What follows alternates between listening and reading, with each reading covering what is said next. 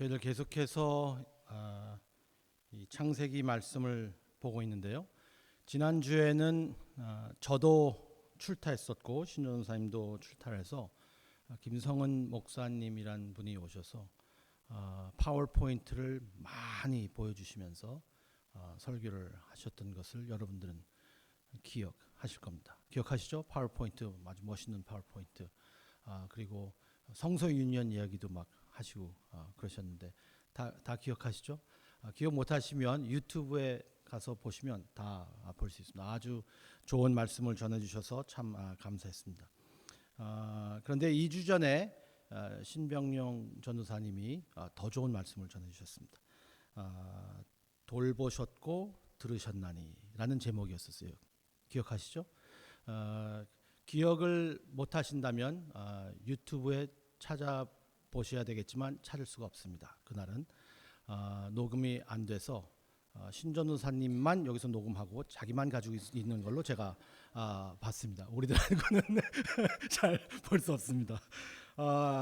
그런데 저희들이 21장 이 22절부터 34절까지 아브라함과 아비멜렉이 언약 맺는 이 장면은 21장 1절부터 또 나오는 그 장면과 어느 정도의 연관이 있는 것을 볼 수 있거든요.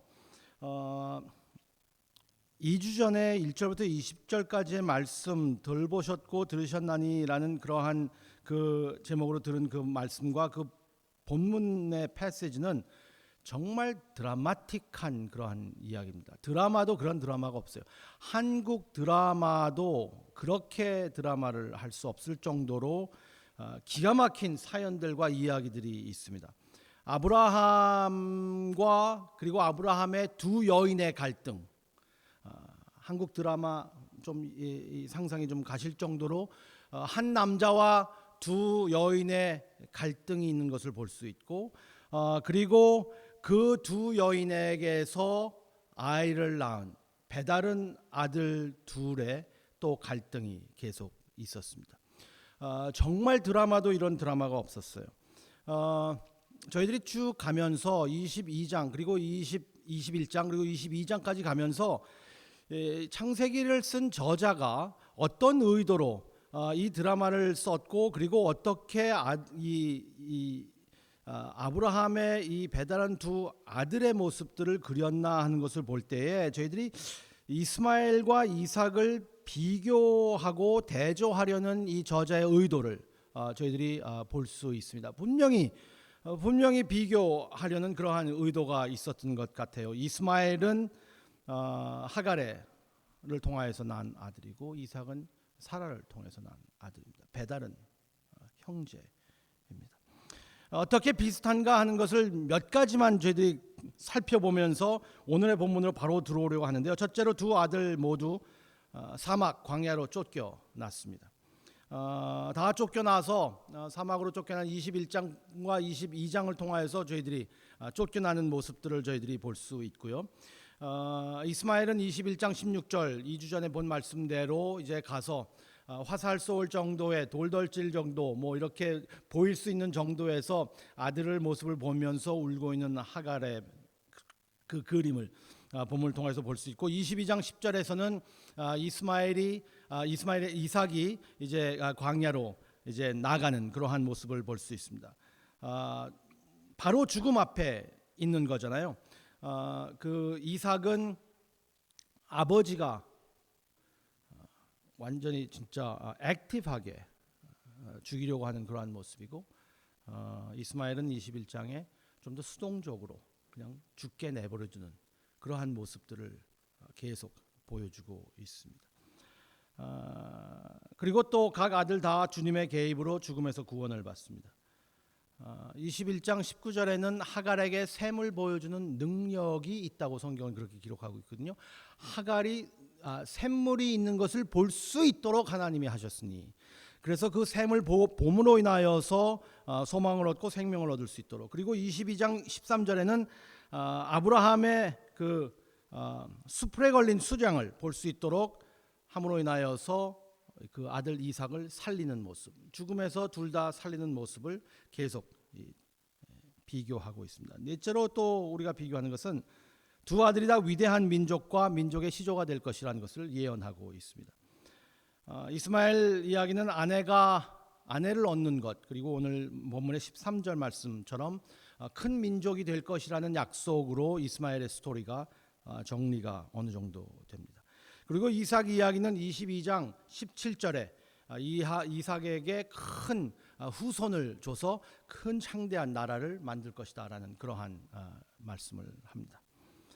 이렇게 대조를 계속하는 거예요. 이 성경을 저희들이 보면서 이 저자가 분명히 21장 22장을 보면서 이스마엘과 이삭을 대조하는 것, 아버지는 같고 어머니가 다른 이 두 남자에 대해서 대조를 합니다. 그런데 확실히 비슷한 것도 있지만 다른 것도 있어요. 이스마엘이 생명의 위협을 처합니다. 죽을 뻔해요. 근데 그 이유는 그 아버지인 아브라함의 불순종 때문입니다. 불순종 때문에 죽을 뻔하잖아요. 하나님이 개입하셨지만 모든 상황의 원인은 여전히 아브라함의 불신앙과 아브라함의 어리석음 때문이었습니다. 창세기 16장을 통해서 볼 수 있는 것이지만 하나님께서 약속하셨는데 하나님의 그 약속을 제대로 믿지 않고 자기의 생각으로 자기의 결정을 합니다. 하갈과 이스마엘이 아브라함의 소유물 같은 가족이 되고 아브라함이 하나님의 약속을 믿지 않고 하갈을 아브라함과 사라가 무자비하게 착취하는 모습을 볼 수 있어요. 정말 연약한 아무 힘이 없는 가장 힘이 없는 그러한 그 여인을 힘으로 착취하는 모습을 보는 것입니다. 아브라함이 얼마나 무자비했는가 하는 것을 저희들이 보게 되죠. 그래서 가족의 질투와 다툼 그리고 마음의 상처를 피할 수가 없었어요. 얼마나 트라우마가 있었을까요? 하갈도 그렇고 하갈의 아들 이스마엘은 얼마나 트라우마가 있었을까? 아브라함의 잘못된 결정으로 인해서 아브라함의 비겁함으로 믿음 없음으로. 그런데 동시에 21장과 22절을 비교하면서 나가면서 아브라함이 또 비교되고 대조되는 모습을 볼 수 있습니다. 아브라함의 불순종의 결과로 이스마엘의 생명이 위협당했다고 친다면 아브라함의 순종의 결과로 이삭은 생명의 위협을 얻습니다. 이스마엘은 아브라함이 불순종해서 죽을 뻔하고 이삭은 아브라함이 순종했기 때문에 죽을 뻔하는 모습을 저희들이 보게 되거든요.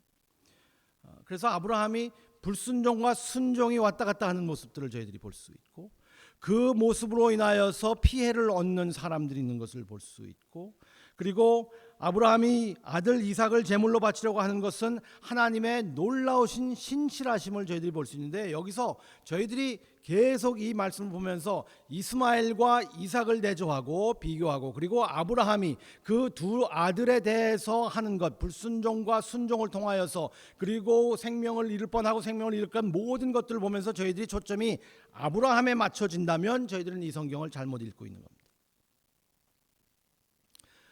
이 대조하면서 저희들에게 계속 헷갈리게 되는 이유는 뭐냐면 정말 저희들이 초점을 맞춰야 될 그러한 인물이 성경에 이 본문 중에서 있기 때문입니다.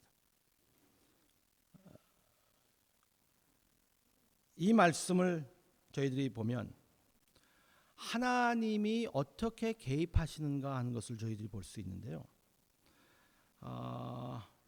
이미 말씀드린 대로 이스마엘과 함께 하심으로 가정을 주시고 그리고 아내를 얻게 하고 그리고 민족을 주시겠다고 하나님이 약속하십니다. 하나님이 함께 하심으로 이스마엘과 함께 하심으로 다음 장면으로 내려가는데 오늘 읽은 이 본문의 말씀에서 다음 장면으로 내려갈 때에 다음 그 패시지가 처음 것과 지금 것을 연결시키는 그 문장인데 그게 뭐냐면 하나님이 함께 하심으로예요. 하나님이 함께 하심으로 하나님이 이스마엘과 함께 하심으로 축복을 내려주시고 그렇게 착취당하고 그렇게 unfair한 불의한 그러한 상황에 있어도 하나님이 함께 하셨다. 다음 장면에 하나님이 함께 하심으로 아브라함을 보는 아비멜렉이 당신을 보니까 하나님이 함께 하시는 사람이다라는 것을 이야기합니다. 하나님이 함께 하심으로. 이 장면도 그렇고 이 전 장면도 그렇고 저희들이 이 본문에서 잘 살펴보면 그 주인공은 하나님이라는 것을 저희들이 볼 수 있습니다. 아주 레디컬하게 하나님 중심적으로 이 본문을 저희들이 볼 수 있습니다. 하나님의 사람과 하나님의 모르는 사람의 이 모습, 이 관계를 오늘 볼 수 있거든요. 그래서 아브라함과 아비멜렉의 관계와 아브라함과 아비멜렉의 관계의 결과와 그리고 그 관계의 중심이 되는 것이 무엇인가 하는 것을 저희들이 오늘 좀 살펴보려고 합니다. 3주 전에 제가 말씀드린 것처럼 아브라함과 아비멜렉은 관련이 있어요. 어떤 관련이 있죠? 성이 같다. 좀 깨시나요? 둘 다 아시예요. 어느 아시인지는 잘 모르겠어요. 그런데 둘 다 아시입니다. 아브라함과 아비멜렉.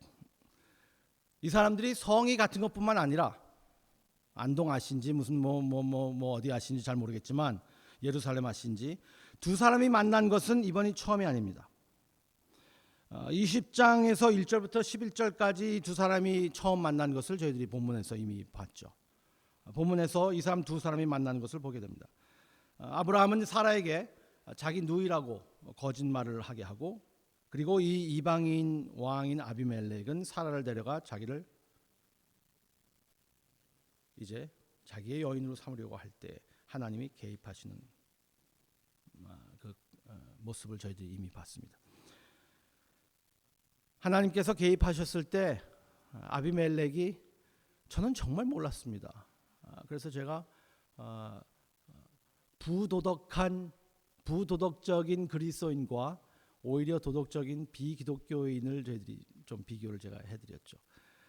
이 세상에서 그리스도인들은 다 도덕적인 사람이고 그리고 비기독교인들은 다 나쁜 사람들이라고 생각하고 착각하는 잘못된 생각을 가지고 있는 사람들이 있어요. 기독교인들은 다 사탄의 자식들이다. 그래서 다 어둠의 자식들에서 상종 못할 사람들이다 라고 옛날에는 그렇게 말하는 사람들이 많이 있었어요. 그런데 오늘 본문을 보면 아비멜렉은 하나님을 모르는 사람임에도 불구하고 훨씬 더 도덕적이고 윤리적인 사람이었어요. 아브라함은 하나님을 아는 사람임에도 불구하고 부부 사기단이었습니다. 둘 다. 게다가 왜 거짓말을 했는지 물었을 때 아브라함은 아비멜렉이 도덕적이지 못하고 하나님을 무시함으로 자기를 죽일 것이다 라고 이야기했습니다. 당신 같은 사람들은 하나님을 모르기 때문에 내 아내 죽이고 나도 죽일 것 같아서 내가 그렇게 이야기했다 라고 21장 11절에 말합니다. 하나님을 믿지 않는 사람들은 다 못된 사람이라고 믿는 것이죠. 그래서 하나님을 믿지 않는 사람들은 기독교인들이 무례하게 대할 때가 얼마나 많은지 모릅니다. 이게 잘못된 거죠. 이 모든 일에 아비멜렉이 아브라함을 멸시할 수 있었습니다. 그리고 그는 그렇게 말할 수 있었습니다. 당신이 정말 위선자다. 내가 당신 같은 사람 때문에 하나님 믿지 않아. 하나님 믿는다는 사람이 그렇게 거짓말을 해? 하나님이 두렵지도 않느냐? 어떻게 하나님을 믿는 사람들이 그렇게 거짓말을 하고 그리고 하나님 믿는다 그래? 우리보다 나을 거 하나도 없네 라고 말할 수 있었어요. 지금 많은 교회 다니는 사람들이 말을 듣는 것처럼 교회 안 다니는 사람보다 뭐 나은 것도 없다. 그러나 아비멜렉은 그렇게 반응하지 않았습니다. 아브라함의 거짓말에도 불구하고 아브라함에게 주시는 하나님의 은혜와 축복의 풍성함에는 놀라운 것이 있었기 때문에 그리고 그것을 보면서 이 사람은 하나님이 함께 하신다. 하나님이 함께 하시는구나. 하나님이 동행하시는구나 라는 것을 볼 수 있어요. 22절 23절에 이런 말씀 있죠. 여러분들이 성경 보시면 볼 수 있고 오늘 본문에서 읽은 것이죠. 그때 아비멜렉과 그 군대 장관 비골이 아브라함에게 말하여 이르되 내가 무슨 일을 하든지 하나님이 너와 함께 계시도다. 그런즉 너는 나와 내 아들과 내 손자에게 거짓되이 행하지 아니하기를 이제 여기서 하나님을 가리켜 내게 맹세하라. 내가 네게 후대한 대로 너와 나와 네가 머무는 이 땅에 행할 것이니라. 당신은 하나님이 함께 하시는 사람인 것 같으니 맹세하십시오. 우리를 해치지 않겠다고. 오히려 아비멜렉이 아브라함을 두려워하는 거예요. 당신은 보니까 거짓말을 했는데도 하나님이 함께 하시는 것 같다. 그렇게 얘기하거든요. 그래서 아브라함과 좋은 관계를 맺으려고 해요. 언약을 맺으려고 합니다. 저는 여기서 잠깐 좀 멈추고 좀 생각을 좀 했으면 합니다. 여기서 저희들이 같이 한번 묵상할 건 뭐냐면, 과연 우리들은, 그리스도인들은 이 세상에서 어떤 존재로 읽혀지는가 하는 게 궁금합니다. 어떻게 읽혀지고 있을까? 사람들은 우리를 보고 뭐라고 할까요? 우리도 아브라함처럼 위선이 있고 거짓말하고 그리고 도덕적으로 비기독교인들보다 훨씬 나은 것 없습니다. 아브라함보다 나은 거 없어요. 그런데 무엇을 하든지 하나님이 함께 하신다라는 근거가 있습니까? 여러분들은 어떤 근거로 하나님이 함께 하신다라고 사람들이 이야기할 수 있을까요? 어떤 근거로요? 야, 당신 보니까 세상 사람들이 이렇게 힘든데 당신은 참 힘든 게 없어. 이게 근거일까요? 다 경제적으로 어려운데 진짜 부자네. 경제적으로 어려움이 없네. 이게 하나님이 함께 하시는 근거일까요? 그렇게 말하는 사람들도 있기는 합니다. 당신은 보니까 죄가 없어. 흠이 없어. 이게 근거일까요? 아니었죠. 아브라함도 그게 아니었었어요. 하나님이 함께 하시는 근거가 무엇일까? 아브라함은 무엇으로 하나님의 동행을 증명하며 살았을까? 아니면 하나님이 어떠한 모습으로 보여주셨기에 아브라함을 보면서도, 이 모습을 보면서도 하나님이 함께 하시는 사람이라고 이야기했을까요? 저 사람은 하나님이 함께 하는 사람이야. 저 사람 하나님이 함께. 저 집은 하나님이 함께 하는 집이야. 저 집 봐. 저 집은 하나님이 함께 하는 집이야. 저 교회는 하나님이 함께하는 교회야. 어떻게 알 수 있을까요? 모든 것이 형통하고 성공하면 그렇게 볼 수 있을까요? 교회는 사람들이 막 모이고 그리고 숫자적으로 성장하고 큰 건물을 짓고 큰 프로그램을 하고 하면 하나님이 함께 하시는 것이야 라고 이야기합니까? 저는 그런 이야기를 수도 없이 들었습니다. 하나님이 복 주시니까, 하나님이 함께 하시니까 교회가 컸지.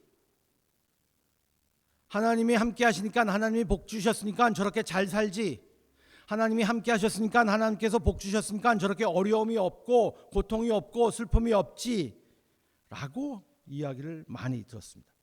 하나님의 동행은 이 세상에서 조건과 상황이 바뀌는 것이 아니라 하나님의 은혜로 살 수 있는 사람들을 보는 것 같습니다. 하나님의 은혜로 사는 것. 세상적인 선곡이 아니라 영원하신 하나님의 은혜로 살아남는 것. 저런 상황에서도 저 사람은 저렇게 행동하네. 저런 상황에서도 저렇게 서 있을 수 있네. 라고 하는 모습들이 보여지는 것 같아요. 그리고 살아남을 뿐만 아니라 영원한 것을 소망하는 사람. 영원한 것을 소망할 수 있구나. 이 땅이 아니고 영원한 것을 볼 수 있구나라고 하는 것이 하나님이 함께하는, 뭐가 있는, 콕 집어서 말할 수는 없어요. 아브라함 여기서도 아브라함의 그 함께하심을 콕 집어서 말할 수 없었어요. 그렇게 말하지 않아요. 우리가 사람의 표현으로, 사람의 상황으로 딱 해서 딱 꼬집어서 1, 2, 3 하나님이 함께하신 사람 이러지 않았어요. 근데 뭔가 있어요. 우리가 꼭 말로, 사람의 말로 표현하지 않는 신비한 은혜가 있어요. 신비한 게. 뭔가 있는 사람, 하나님의 은혜가 동행하는 사람. 그러한 관계를 맺은 사람이 어떠한 관계의 결과를 갖고 있는지 저희들이 23절과 24절을 통해서 볼 수 있습니다. 둘 다 칭찬할 만큼 평화와 정의에 관심이 있었습니다.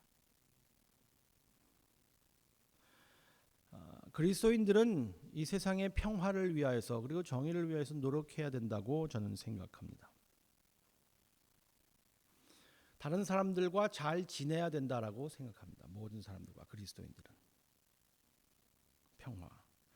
아브라함과 아비멜렉이 함께 언약을 맺었어요.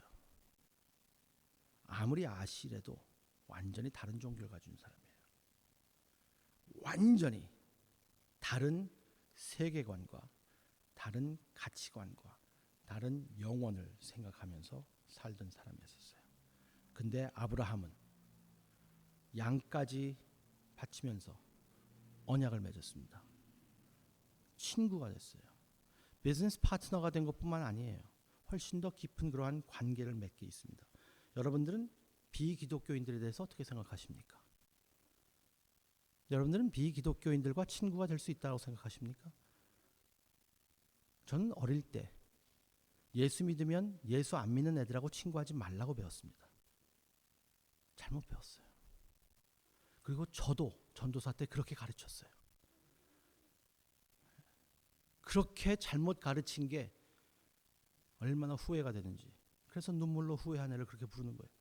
후회요. 왜 그렇게 했을까? 성경에서는 그렇게 말하지 않는데 왜 우리가 그렇게 세상과 멀리 떨어져서 사는 것만 배웠을까? 여러분들은 다른 종교와 어떤 생각을 합니까?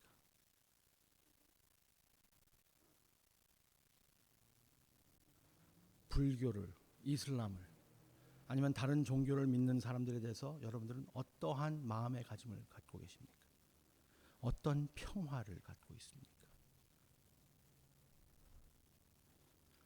네 신이 덧세 내 신이 덧세라고 하면서 항상 대립적인 그러한 관계를 가지는지 모르겠어요. 다른 문화와 여러분들은 어떠한 관계를 가질 수 있습니까? 어떠한 문화? 이거는 30년 전에 제 친구 전도사가 35년 됐군요. 제가 신학교 간 지가 이제 35년 됐으니까 35년 전에 제 친구 전도사가 볼티모어에 있는 큰 교회 담임 목사님과 패널 디스커션을 하는 것을 저희들이 신학교 다닐 때 이렇게 도시에 다니면서 했습니다. 근데 볼티모어에 있는 아주 큰 교회 그리고 유명하신 지금도 한국에서도 유명하신 목사님이 그리고 은퇴하신 목사님이신데요. 그분에게 이렇게 질문했습니다. 목사님, 그 목사님 딸이 셋이 있으신데 목사님 딸 중에 한 명이 흑인이랑 결혼한다 그러면 어떻게 할 거예요?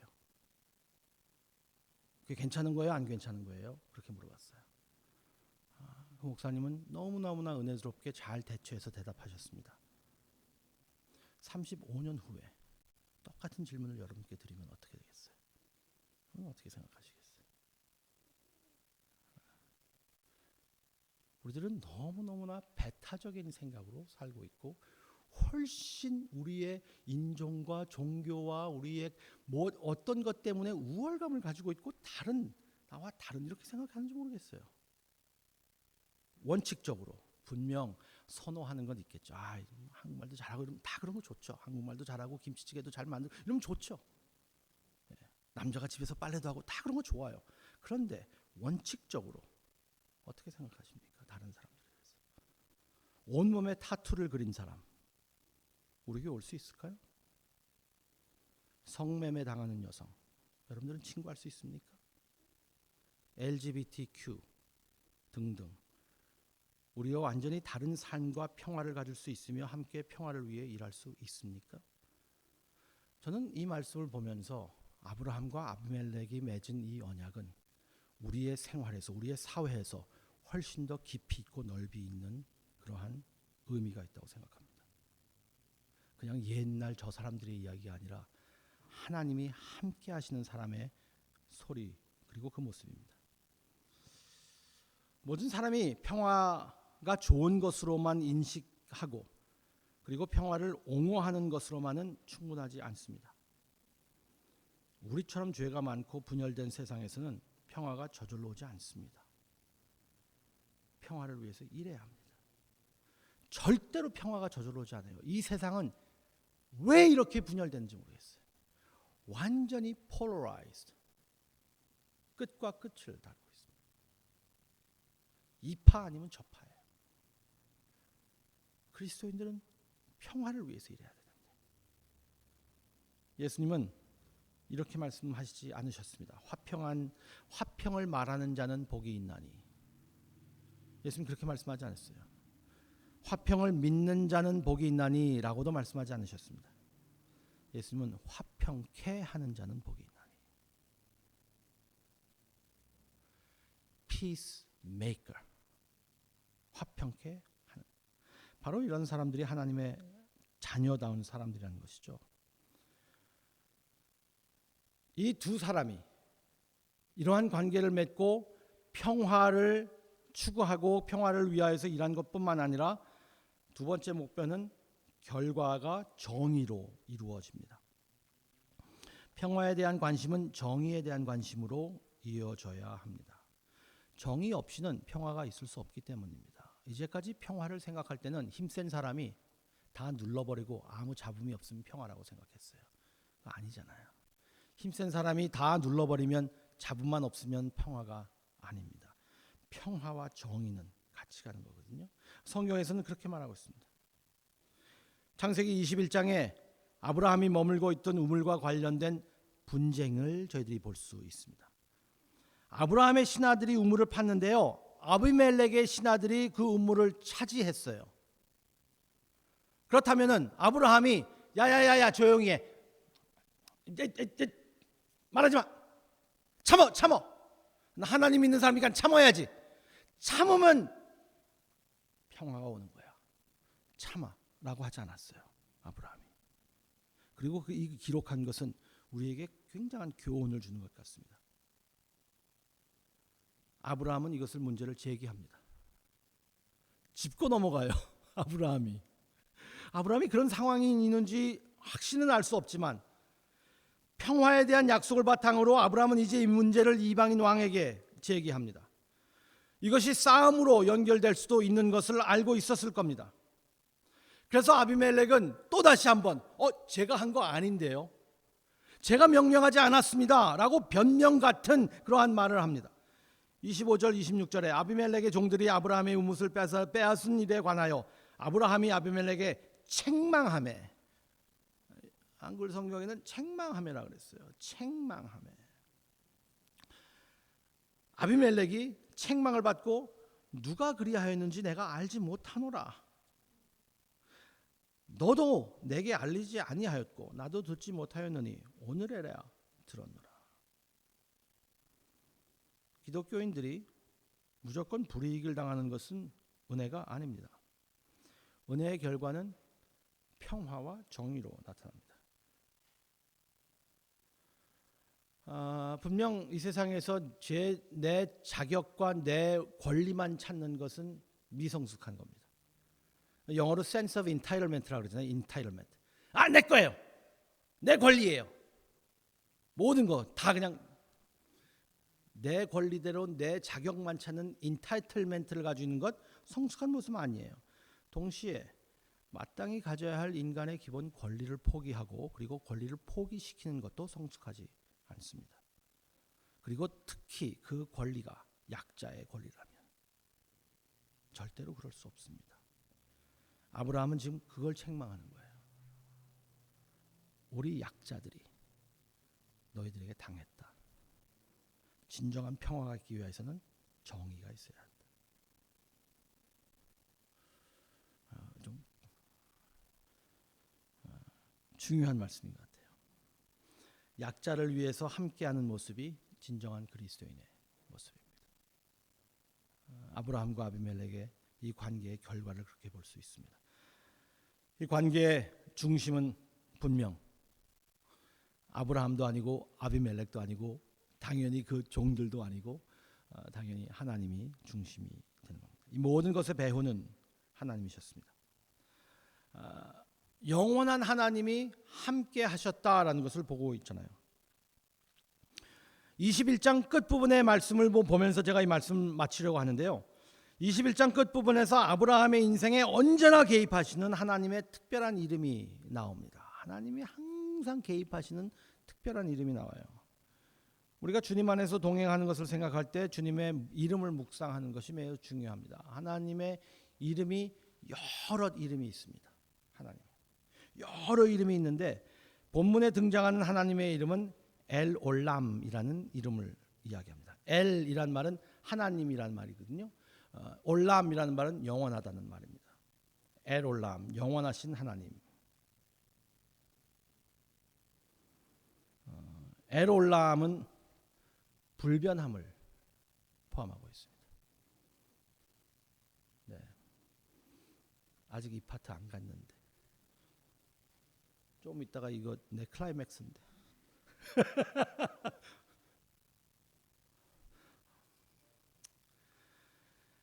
할 수 없죠. 지금 잘 보세요. 네, 제가 클라이맥스 때 또 한번 해볼게요. 에롤람이라는 말은 이 불변함. 이렇게 시간과 세상이 변하고 모든 것이 변할 때 불변함이란 하나님의 이 이름을 묵상하는 것이 좀 필요할 것 같아요. 그래서 오늘 이 말씀이 참 적절하다고 생각했습니다. 영원하시는 하나님의 이름을 불렀다. 거기에 예배를 드렸어요. 오늘이 5월 1일이에요. 5월 1일. 벌써 5월이에요. 벌써 5월. 2022년. 네. 여러분들도 그러신지 모르겠지만 저는 이제 결혼한 지 32년이 됐는데 32년이 어떻게 흘러갔나 할 정도로 저희 아내가 낯설 때가 있어요. 진짜 이 여자랑 내가 결혼했나 할 때가 있어요. 물론 너무 아름다워서 그렇기도 하지만 여러분들이 안 웃으니까 더 이상해지네요. 네. 시간이 이렇게 빨리 갈 수 있는가? 이렇게 세월이 지나가나? 그리고 사람들도 이렇게 변하는구나. 사람들이 변해요. 저랑 같이 30년 이상 신앙생활 했던 사람들이 저를 보고 많이 변했다고 이야기해요. 친구들도 변하고 우리의 필요한 것도 변하고 제가 목회하면서 제 우상도 변합니다. 성공과 권력과 유명한 게 제 우상이었던 제가 이제는 평안함과 조용함이 제 우상이 되었습니다. 우상도 변해요. 하지만 영원하신 하나님은 변하지 않는다는 겁니다. 모든 것이 불안정해 보이기 때문에 우리 중에 많은 사람들이 미래에 관해서 무척 불안해합니다. 어떻게 될까 미래?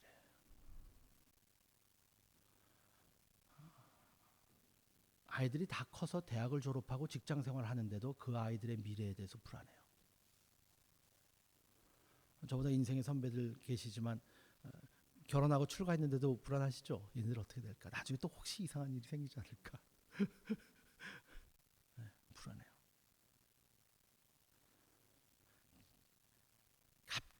갑자기 불안함이 확 엄습해 올 때가 있어요. 이상해요. 제가 그러지 않은데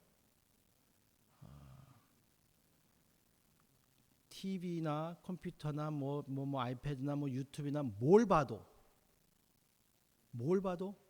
자꾸 눈물이 나요. 이상하게 불안합니다. 저는 이렇게 생각했어요. 여러분도 저도 마찬가지로 우리가 미래에 대해서 그렇게 걱정하는 이유 중 하나가 하나님에 대한 과거 경험이 없고 그리고 하나님에 대한 과거 은혜를 묵상하지 못했기 때문이 아닐까라는 생각을 했습니다.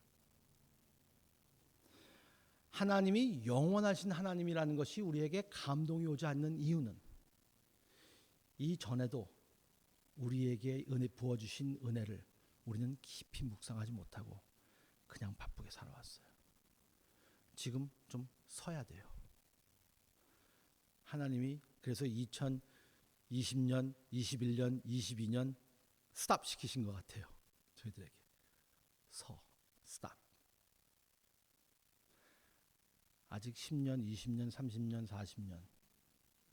우리들은 그러한 시간이 없더라도 우리들의 자녀들이 20년, 30년, 40년, 50년 그 기간들을 통해서 가기 위해서는 우리 모두 지금 서야 돼요. 그래서 이전에 하나님이 우리에게 주신 은혜를 저희들이 생각해야지만, 묵상해야지만 우리는 영원하신 하나님이 어떤 의미인지, 아브라함이 불렀던 영원하신 하나님을 우리도 부를 수 있을 것 같아요. 사람들은 그분과 함께 살고 그분과 함께 걷고 그분을 신뢰하고 그분을 변하지 않고 영원하신 하나님으로 발견하지 못했기 때문에 미래에 대해서 그렇게 불안한 것 같습니다. 제가 제 자신에게 자주 물어보는 질문이 있습니다. 하나님은 믿으실 만한 분인가? 이상하죠? 제가 그 질문을 자주 해요. 하나님은 믿으실 만한가? 믿을 만한 분인가? 제가 전에 아내와 농담할 때 이런 말 가끔 할 때가 있습니다. 아무래도 하나님 믿지 못할 양반 같아. 너무 이상하게 하나님의 뜻대로만 하시는 것 같아라는 생각이 들 때가 있어요. 정말 믿으실 만한 분일까? 전에 하나님께서 역사하신 것을 깊이 묵상한다면 후의 것을 바라볼 수 있을 것 같습니다. 그래서 아브라함은 영원한 하나님 엘올람이라는 이름을 생각했습니다. 혼란과 불확실함 속에서 우리의 영원하신 하나님, 변치 않는 하나님 엘올람을 저희들이 한번 묵상해봤으면 좋겠습니다. 엘올람은 엘샤다이입니다. 능력의 하나님. 엘올람은 엘로히 하나님이십니다. 나를 살피시는 하나님. 엘올람은 여호와 니시, 엘니시 승리의 하나님이십니다. 엘올람은 여호와 로히 목자 되신 하나님. 엘올람은 여호와 라파 치료의 하나님. 엘올람은 여호와 샬롬 평화의 하나님. 엘올람은 여호와 샴마 항상 계시는 하나님입니다.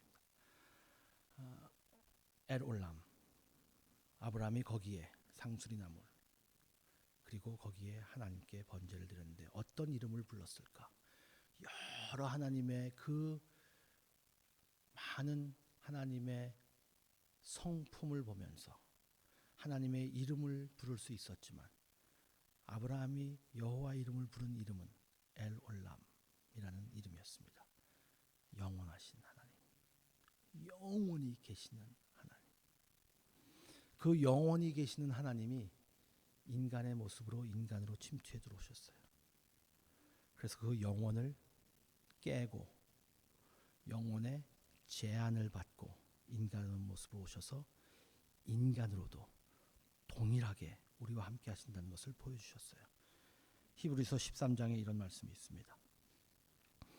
그러므로 우리가 담대히 말하되 주는 나를 돕는 이시니 내가 무서워하지 아니하겠노라. 사람이 내게 어찌하리요 하노라. 하나님의 말씀을 너희에게 일러주고 너희를 인도하던 자들을 생각하며 너희의 행실의 결말을 주의하여 보고 그의 믿음을 본받으라. 예수 그리스도는 어제나 오늘이나 영원토록 동일하시니라. 예수 그리스도는 어제나 오늘이나 영원토록 동일하십니다.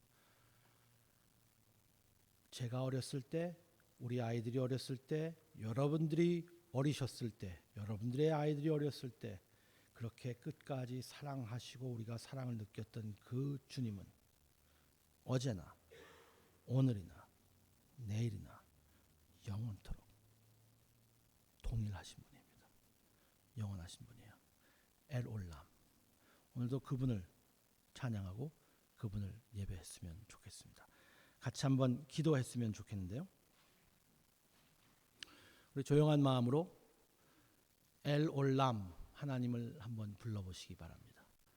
어제나 오늘이나 내일이나 동일하신 우리 하나님, 영원히 계시는 하나님이 영원을 깨고 제한된 몸으로 이 땅에 오셔서 그 동일함을 인간의 모습으로도 보여주신 예수 그리스도, 그럼에도 영원하신 우리 주님을 생각하면서 오늘 여러분께서